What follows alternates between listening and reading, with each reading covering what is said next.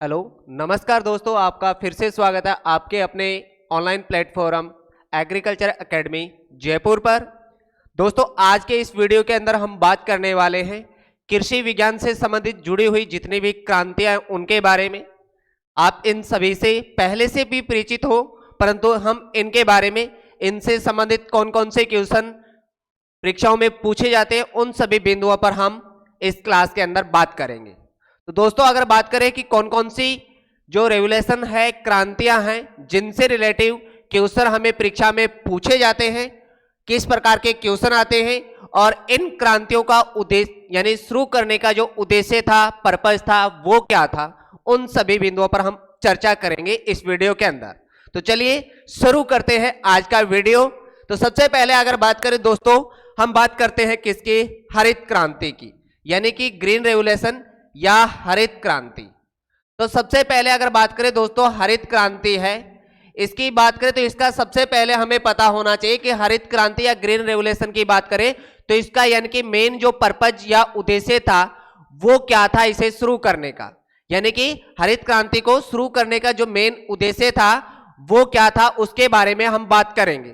तो सबसे पहले अगर बात करें दोस्तों इसका जो मेन यानी पर्पज या उद्देश्य था दोस्तों शुरू करने का, वो था इसका यानी हरित क्रांति का उद्देश्य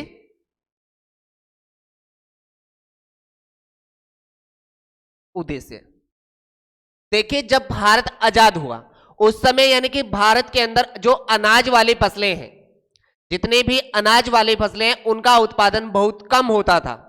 तो यानी कि जितनी भी अनाज वाली फसलें हैं उनका उत्पादन बढ़ाने के लिए, यानी कि उनका उत्पादन बढ़ाना इसका मेन उद्देश्य था। यानी जो अनाज वाली फसलें हैं या हम कह सकते हैं खाद्यान्न फसलें हैं उनका उत्पादन बढ़ाना इसका यानी कि मेन उद्देश्य था, यानी कि खाद्यान्न उत्पादन बढ़ाना। तो इसके उद्देश्य हो गया खाद्यान्न उत्पादन या अनाज का उत्पादन बढ़ाना। अब देखिए बात करें दोस्तों इसकी शुरुआत कैसे हुई। तो भारत की अगर बात करें, भारत में इसकी शुरुआत कब हुई, विश्व के अंदर इसकी शुरुआत कब हुई, इन सभी बिंदुओं पर हम बात करेंगे। तो सबसे पहले उद्देश्य हमें पता चला कि इसका मेन उद्देश्य था खाद्यान्न उत्पादन बढ़ाना, यानी अनाज वाली फसलों का उत्पादन बढ़ाना। दूसरी बात करें हरित क्रांति, हरित क्रांति की अगर बात करें तो हरित क्रांति के जनक कौन है। देखिए अगर बात करें दोस्तों इसके जनक की विश्व के अंदर बात करूं तो विश्व में इसके जनक किसे कहा जाता है, डॉक्टर नॉर्मन ई बोरलॉग।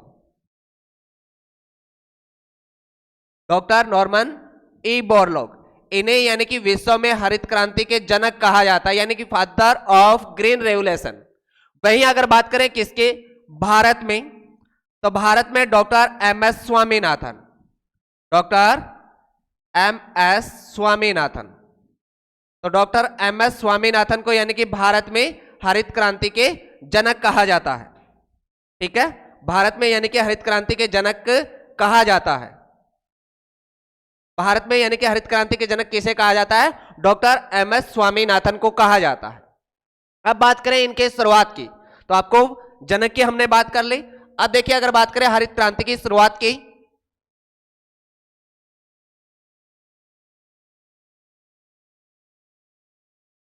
तो अगर बात करें सबसे पहले विश्व के अंदर हरित क्रांति की शुरुआत हुई थी, वो कब हुई थी, 1962-63 में, यानी कि 1962 से 1963 के अंदर, यानी कि विश्व के अंदर इसकी शुरुआत होती है। जबकि अगर बात करें भारत में इसका यानी कि आरंभ होता है, वो कब होता है, 1966-67 में। तो आपको ये भी याद रखना है कि इसके अगर बात करें शुरुआत की तो यानी कि विश्व के अंदर 1962-63 और भारत के अंदर 1966-67 के अंदर इसकी शुरुआत होती है। जनक विश्व के अंदर कौन है, डॉक्टर नॉर्मन ई बोरलॉग, और भारत की बात करें तो डॉक्टर एम एस स्वामीनाथन है। उद्देश्य भी हमें पता चल गया। आगे बात करते हैं यानी कि इसके अंदर मुख्य फसलें कौन कौन सी थी, कौन कौन सी फसलों को शामिल किया गया था। अब देखिए सबसे पहले तो हमें पता होना चाहिए कि इसके अंदर कौन कौन सी फसलों को शामिल किया गया था। तो हरित क्रांति के अंदर मुख्य रूप से 6 फसलों को शामिल किया गया था। कितनी फसलों को शामिल किया गया था, 6 फसलों को शामिल किया गया था। कुल फसलें कितनी थी, 6 फसलें। अब कौन कौन सी 6 फसलें थी वो भी हमें याद रखनी है। तो इसके लिए हम ये याद रखना है गेमचा जवार।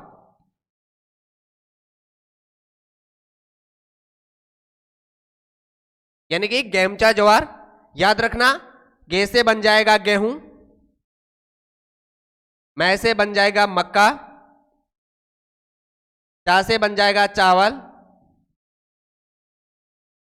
जैसे बन जाएगा जवार, वैसे बन जाएगा बाजरा और रै से बन जाएगा रागी। तो ये 6 फसलें शामिल की गई थी। अब देखो बीएचईओ ने एक बार बहुत ही शानदार क्वेश्चन पूछा। उन्होंने क्वेश्चन पूछा निम्न में से किस फसल को क्या है हरित क्रांति में शामिल नहीं किया गया।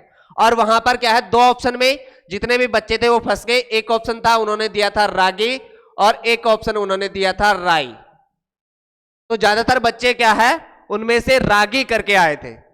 अब देखो आपको अगर ये पता है कि हरित क्रांति का संबंध किससे है, हरित क्रांति का उद्देश्य क्या था, तो हरित क्रांति का उद्देश्य क्या था, अनाज वाले फसलों का उत्पादन बढ़ाना, यानी अनाज वाले फसलों का उत्पादन बढ़ाना। अब देखो सिंपल सी बात है, आपको भी पता है कि अनाज वाली फसलें कौन सी है, राई। राई तो नहीं है ना, राई तो कौन सी है, तेल वाली फसल है, तिलहनी फसल है। तो ये तो हो ही नहीं सकता, उत्तर उसका यही था। यानी कि उत्तर उसका मेन उत्तर यही था। ये तो बिल्कुल ही यानी कि हरित क्रांति के अंदर शामिल कैसे करेंगे इसको, क्योंकि हरित क्रांति का उद्देश्य अनाज वाली फसलों का उत्पादन बढ़ाना था। तो हरित क्रांति में हम राई को शामिल नहीं करते, रागी को शामिल किया गया था। तो ये 6 फसलें आपको याद रखनी है जिन्हें हरित क्रांति में शामिल किया गया था। गेहूं, मक्का, चावल, ज्वार, बाजरा और रागी, ये 6 फसलें यानी कि हरित क्रांति के अंदर शामिल की गई थी। ठीक है, तो ये आपको याद रखना है। अब देखिए अगर बात करें, ये 6 फसलें शामिल की गई थी परंतु 6 फसलों का उत्पादन नहीं हुआ। उत्पादन हुआ किसका, 2 मुख्य फसलें थी उनका उत्पादन सबसे ज्यादा हुआ। कौन सी 2 फसलें थी जिनका उत्पादन सबसे ज्यादा हुआ? उत्पादन की अगर मैं बात करूं तो उत्पादन सबसे ज्यादा हुआ गेहूं का और दूसरे नंबर पर रहा चावल। दूसरे नंबर पर क्या रहा, चावल। अगर आपसे पूछे कि सबसे ज्यादा कौन सी फसलों का उत्पादन हुआ, सिर्फ एक फसल पूछे तो याद रखना है गेहूं, 2 फसलें पूछे तो गेहूं और चावल, इन 2 फसलों का उत्पादन हुआ। दूसरा बात करते हैं कि कौन से राज्य थे जिनमें सबसे ज्यादा उत्पादन हुआ, यानी कि कौन से राज्य थे जिनमें सबसे ज्यादा उत्पादन हुआ, तो वो भी आपको याद रखना है। कौन से 2 राज्य थे, पंजाब और हरियाणा। यानी कि उत्पादन की बात करते हैं, जब स्टेट की बात करते हैं तो कौन से थे, पंजाब और हरियाणा में इनका उत्पादन सबसे ज्यादा हुआ। तो यानी कि हरित क्रांति से जुड़े हुए ये फैक्ट थे। कुछ फैक्ट और भी अभी बात करने वाले कि गेहूं का उत्पादन तो बहुत ज्यादा हुआ। तो गेहूं का उत्पादन ज्यादा हुआ तो यानी कि गेहूं की कौन सी किस्म थी जिसका हरित क्रांति में सबसे ज्यादा योगदान था, यानी कि हरित क्रांति में गेहूं की कौन सी किस्म का योगदान सबसे ज्यादा था, यह भी आपको याद रखना है। तो याद रखना गेहूं की HD 2329, गेहूं की HD 2329 किस्म का योगदान सर्वाधिक रहा। किस्म का योगदान सर्वाधिक रहा, यानी कि गेहूं की जो HD 2329 किस्म है इसका योगदान यानी कि सबसे ज्यादा रहा था। यह भी आपको याद रखना है।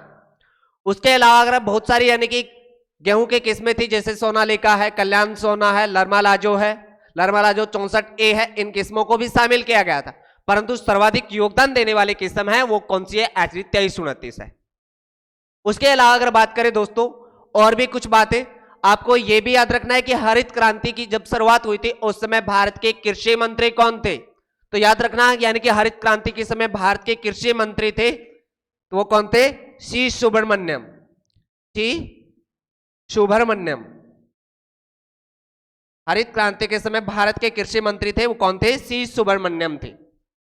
तो ये फैक्ट है जो आपको अच्छे तरीके से याद रखना है।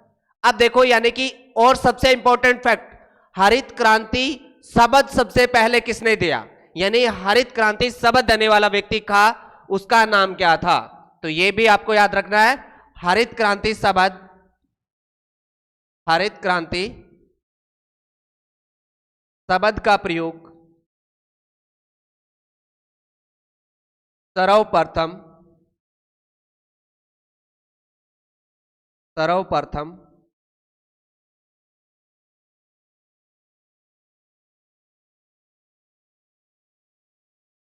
डॉक्टर विलियम गॉड ने किया।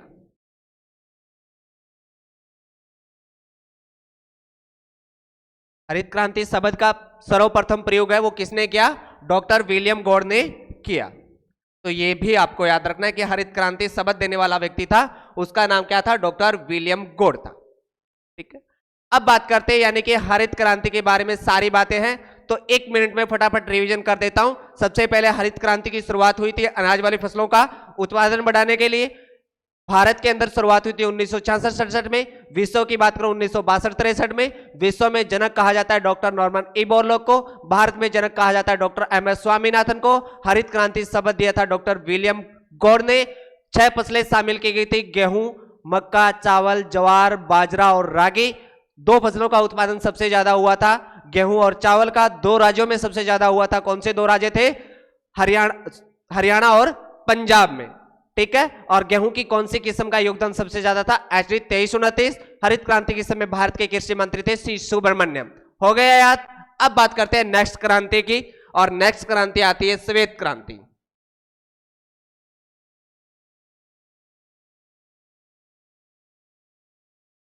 नेक्स्ट क्रांति है श्वेत क्रांति, और श्वेत क्रांति है वो आप सभी को पता है किससे जुड़ी हुई है? श्वेत क्रांति जुड़ी हुई है दूध उत्पादन से। किसके उत्पादन से? दूध के उत्पादन से, यानी कि श्वेत क्रांति है वो दूध उत्पादन से संबंधित है। किससे संबंधित है? दूध उत्पादन।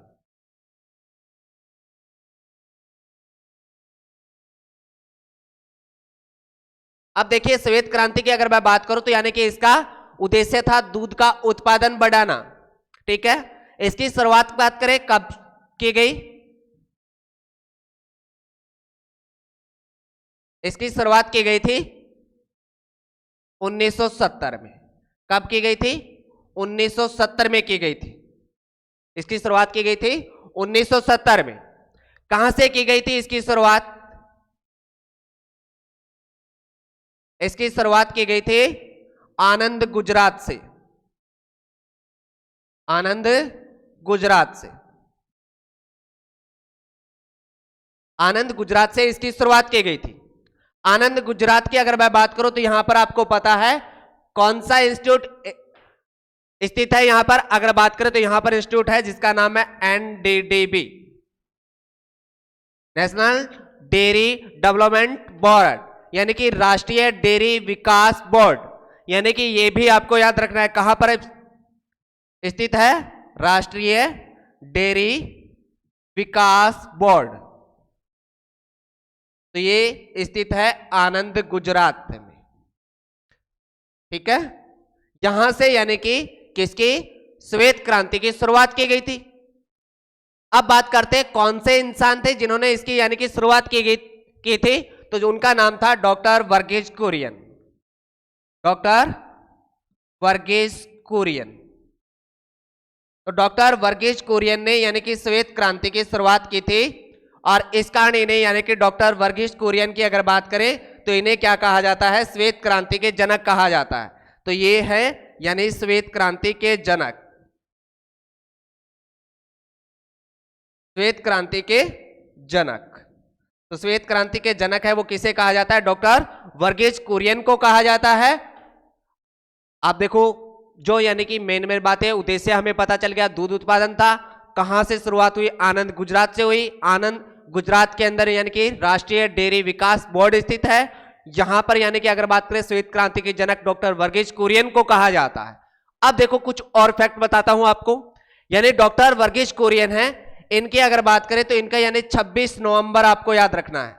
26 नवंबर, 26 नवंबर को यानी कि इनका जन्मदिन आता है, और इसी दिन को क्या मनाया जाता है? राष्ट्रीय दुग्ध दिवस मनाया जाता है।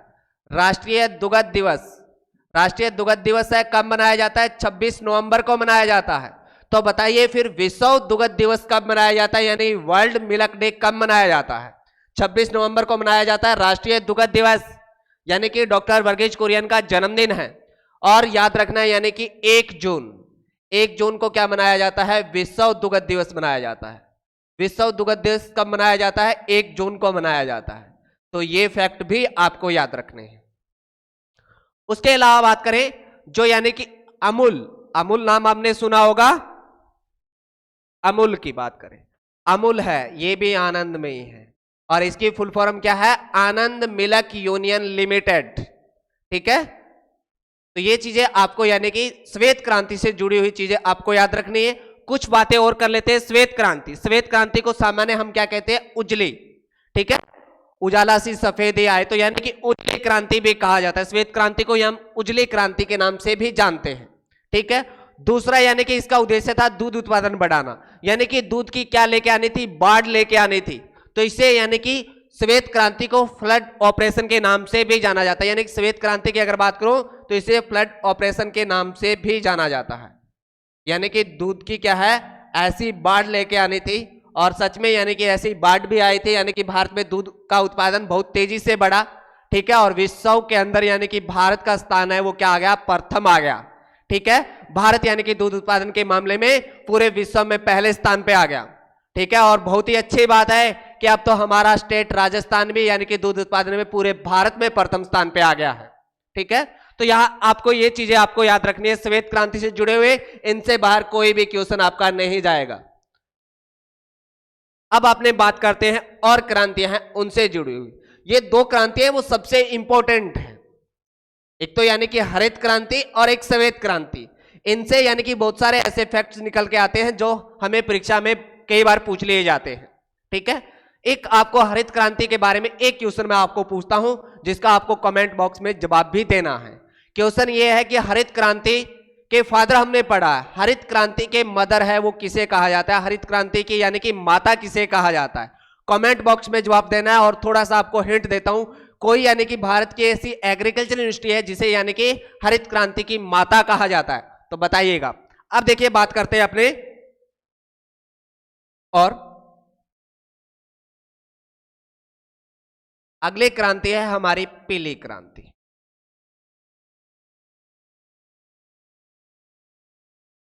येलो रेवोल्यूशन यानी पीली क्रांति। अब देखो पीली क्रांति की जब मैं बात करता हूं तो पीली क्रांति आपको याद रखना है किससे रिलेटिव है? तो इसका यानी कि उद्देश्य था जो तिलहनी फसलें हैं यानी तेल वाली फसलें हैं, तिलहनी फसलों का उत्पादन बढ़ाना, फसलों का उत्पादन बढ़ाना। और तिलहनी फसलों की जब बात करूं, तिलहनी फसलों में यानी कि मुख्य फसल आती है जिसका नाम क्या है? सरसों यानी मस्टर्ड। जो मुख्य फसल आती है वो कौन सी आती है? सरसों यानी मस्टर्ड आती है हमारी। अब देखिए अगर बात करें यानी कि इसका मेन उद्देश्य था यानी तेल वाली फसलों का उत्पादन बढ़ाना, यानी कि सरसों का उत्पादन बढ़ाना। और सरसों का उत्पादन आपको पता है भारत में सबसे ज्यादा कौन से स्टेट में होता है? सबसे ज्यादा उत्पादन होता है इसका कहां पर? राजस्थान में। राजस्थान में 2013 का एग्जाम हुआ था जेट का, जिसमें क्वेश्चन पूछा गया था कि पीली क्रांति के अंदर कौन सा स्टेट है जो अग्रणी राज्य है, यानी कि सबसे ज्यादा यानी कि पीली क्रांति में योगदान देने वाला स्टेट है वो कौन सा है? तो राजस्थान है। ये क्या है? पीली क्रांति में अग्रणी राज्य है। पीली क्रांति में अगर आपसे पूछे कि आगामी राज्य है या अग्रणी राज्य है, प्रथम रहने वाला स्टेट है वो कौन सा है? तो वो हमारा है राजस्थान। तो ये भी आपको याद रखना है। दूसरा यानी कि कौन सी फसलें? तेल वाली फसलों के लिए उत्पादन के लिए इसकी शुरुआत की गई थी, और सबसे ज्यादा यानी कि कहां पर इसका योगदान हो रहता है? राजस्थान में रहता है। और थोड़ी सी बात कर लेते हैं तेल वाली फसलों की। जब मैं बात करता हूं तो इसके लिए याद रखना आपको सबसे महत्व इंपॉर्टेंट पोषक तत्व तेल वाली फसलों के लिए वो कौन सा होता है? सल्फर होता है। कौन सा होता है? सल्फर यानी कि गंधक। ये सबसे महत्वपूर्ण पर्सन है। ये भी क्वेश्चन में पूछा गया था 2012 का जेट का एग्जाम हुआ था उसके अंदर। यानी तेल वाली फसलों के लिए सबसे इंपॉर्टेंट पोषक तत्व होता है वो कौन सा होता है? सल्फर होता है। कौन सा होता है? सल्फर होता है, यानी कि गंधक होता है। तो ये आपको याद रखना है। दूसरा अगर बात करें तो राष्ट्रीय सरसों अनुसंधान निदेशालय कहां पर है? ये भी हमारे राजस्थान में, और राजस्थान में कहां पर है? सेवर भरतपुर के अंदर है। कहां पर है? सेवर भरतपुर में। तो याद रखना है आपको राष्ट्रीय सरसों अनुसंधान निदेशालय। देखो जितने भी इंस्टीट्यूट है इनको हम क्या है अगर एक साथ याद करते हैं तो बहुत ज्यादा हो जाते हैं, परंतु जब भी कोई टॉपिक चल रहा हो उसके साथ में याद करेंगे तो थोड़े थोड़े थोड़े एक एक करके सारे याद हो जाएंगे हमें। तो याद रखना है राष्ट्रीय सरसों अनुसंधान निदेशालय कहां पर है? सेवर भरतपुर में। कहां पर है? सेवर भरतपुर में, सेवर भरतपुर में। ठीक है, और इसके बारे में याद रखना है, इसकी स्थापना कब हुई थी।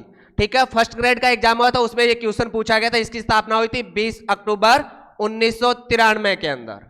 कब हुई थी? 20 अक्टूबर 1993। उसके अंदर यानी डेट भी पूछी गई थी, डेट भी आपको याद रखनी है, 20 अक्टूबर 1993 के अंदर यानी कि इसकी स्थापना हुई थी, और सेवर भरतपुर के अंदर आपको याद रखना है। उसके अलावा आपको थोड़ा सा मैं और बता देता हूं, यानी कि जो सरसों का यानी कि कचरा होता है, ठीक है, यानी सरसों निकालने के बाद में जो कचरा होता है उससे यानी बिजली है वो राजस्थान में कहां पर बनाई जाती है, वो भी कहां पे बनाई जाती है, यानी कि यहां पर सेवर भरतपुर में बनाई जाती है।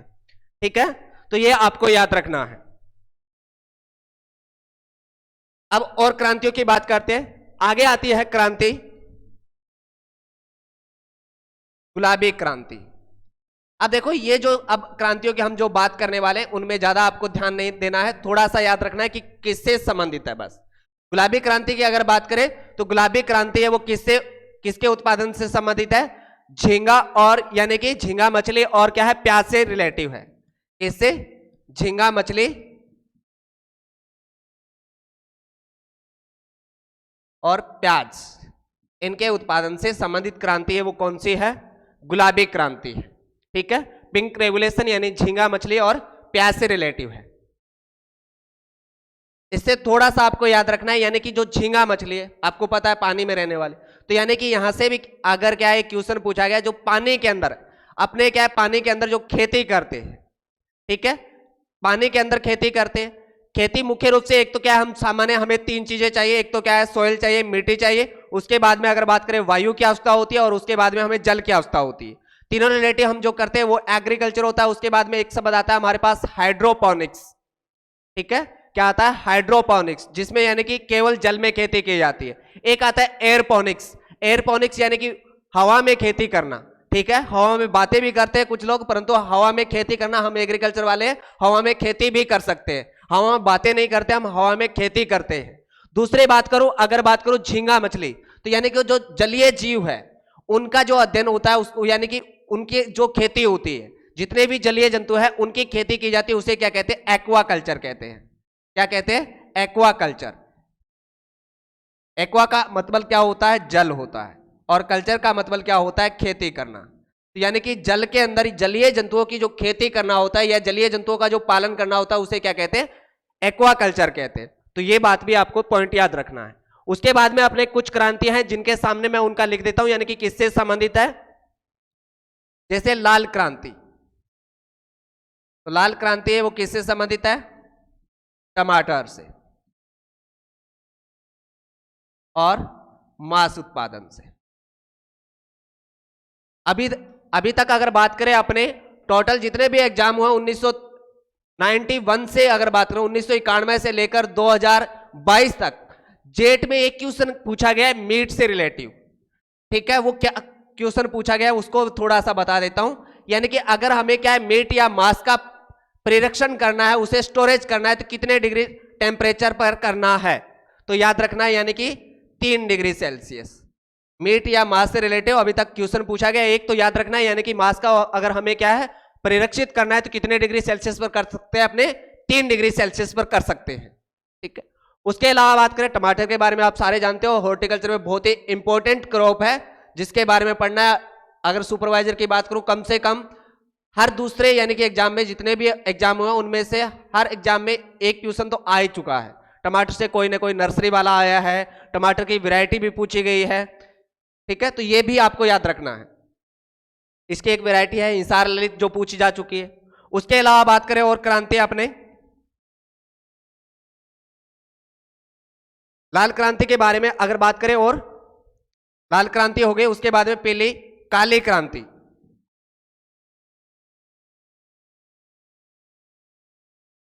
काली क्रांति की बात करें तो यह किससे संबंधित है? जेट्रोफा। इसका पूरा नाम लिख देता हूं, क्रैंकर्स, जेट्रोफा कैंकर्स, या इसे अपने क्या कहते हैं? रतन ज्योत। या फिर आपसे यह पूछा जा सकता है यानी बायोडीजल, जैव ईंधन। तो यानी कि काली क्रांति की अगर बात करें तो वो किससे संबंधित है? जैव ईंधन से, और जैव ईंधन का उत्पादन करने के लिए यानी कि एक प्लांट लगाते हैं जिसका नाम है जेट्रोफा कैंकर्स या रतन जोत। ठीक है, तो यानी कि ये काली क्रांति इससे संबंधित है। उसके बाद में बात करें सबसे इंपॉर्टेंट और राजस्थान के अंदर आरपीएससी के द्वारा सबसे ज्यादा बार पूछी जाने वाली क्रांति, जिसका नाम है नीली क्रांति।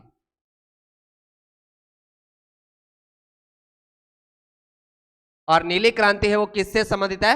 मत्स्य यानी मछली पालन से।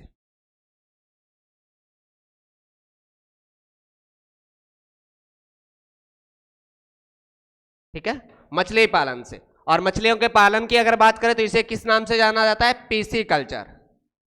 ठीक है, मछलियों के पालन की बात करें तो मछलियों का पालन या मछलियों की खेती करना है वो क्या कहलाता है? पीसी कल्चर कहलाता है। ठीक है, यानी कि मछलियों का पालन है वो क्या कहलाता है? पीसी कल्चर कहलाता है। उसके बाद में अगर बात करें तो हमने जो क्रांतियां पढ़ी है एक बार मैं फिर से रिपीट कर देता हूं। सबसे इंपॉर्टेंट क्रांति है जो हमारी सबसे पहले अगर बात करें तो वो क्रांति कौन सी है? हरित क्रांति। हरित क्रांति के बाद में हमने बात की श्वेत क्रांति। श्वेत क्रांति के बारे में हमने बात की कहां से इसकी शुरुआत हुई, कौन इसके जनक है। ठीक है, विश्व दुग्ध दिवस कब मनाया जाता है, राष्ट्रीय दुग्ध दिवस है वो कब मनाया जाता है और किसके जन्मदिन पे मनाया जाता है। उसके बाद में अमूल के बारे में हमने बात की, यानी कि आनंद मिल्क यूनियन लिमिटेड, जिसकी 1945 के अंदर यानी कि शुरुआत होती है। फिर पीली क्रांति की बात करें, पीली क्रांति है इसकी यानी कि इसका उद्देश्य क्या था, कौन सी फसल इसमें शामिल की गई थी और कौन सा यानी स्टेट या राज्य है जो इसमें अग्रणी है। उसके बाद में हमने बात की थी कि राष्ट्रीय सरसों अनुसंधान निदेशालय है वो कहां पर है? सेवर भरतपुर के अंदर है। उसके बाद में अगर बात करें गुलाबी क्रांति जो झींगा मछली और प्याज से रिलेटिव है। उसके बाद में अगर बात करें तो नेक्स्ट हमारी क्रांति थी लाल क्रांति जो टमाटर से है। काली क्रांति जेट्रोफा कैंकर्स या रतन जोत से है। और हमारी नीली क्रांति है वो मत्स्य या मछली पालन से। उसके अलावा अगर बात करें तो हमारी क्रांति आती है गोल क्रांति। कौन सी? गोल क्रांति। और गोल क्रांति की अगर बात करें तो गोल क्रांति है वो किससे रिलेटिव है? आलू से। यानी कि गोल क्रांति है वो किससे रिलेटिव है? आलू से। तो ये जो अब जो यानी कि हमने इससे पहले जितनी भी क्रांतियां पढ़ी है वो हमारी परीक्षा के लिए महत्वपूर्ण है। ठीक है, आगामी जो यानी कि कुछ है तो उनमें आपको सिर्फ इतना पूछा सकता है किससे रिलेटिव है। जैसे यानी कि गोल क्रांति आलू से रिलेटिव है। उसके अलावा इंद्रधनुष क्रांति है। तो जितनी भी क्रांतियां हुई है उन सभी क्रांतियों पर नजर रखने के लिए, ठीक है, सभी क्रांतियों पर यानी कि नजर रखने के लिए जो क्रांति की शुरुआत की गई थी वो कौन सी क्रांति है? इंद्रधनुष क्रांति है। सभी यानी कि जितनी भी क्रांतियां हैं। ठीक है, एक क्रांति है अमृत जोड़ो क्रांति। तो यानी कि जो नदियां हैं उन नदियों को आपस में जोड़ने के लिए क्रांति की शुरुआत की गई थी जो यानी कि अमृत जोड़ो क्रांति है। तो ये यानी कि एक छोटा सा वीडियो था जिसके अंदर हमने क्रांतियों की बात की है और जो आपको याद भी रखना है। और एक आपसे मैंने क्वेश्चन भी पूछा था वो भी आपको कमेंट बॉक्स में बताना है। जय हिंद।